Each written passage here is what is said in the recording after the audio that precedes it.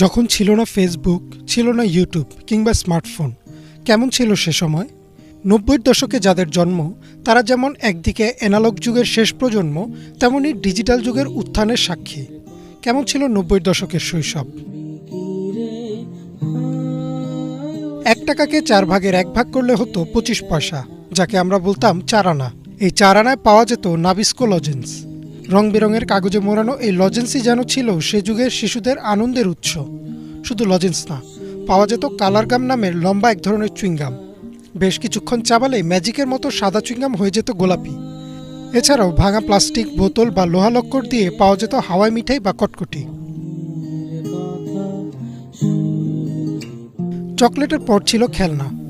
তখন খেলার জন্য আধুনিক বা দামি কোনো খেলনা ছিল না। বৈশাখী মেলা কিংবা ঈদে ছেলেদের প্রথম পছন্দ ছিল টিনের পিস্তল, আর মেয়েদের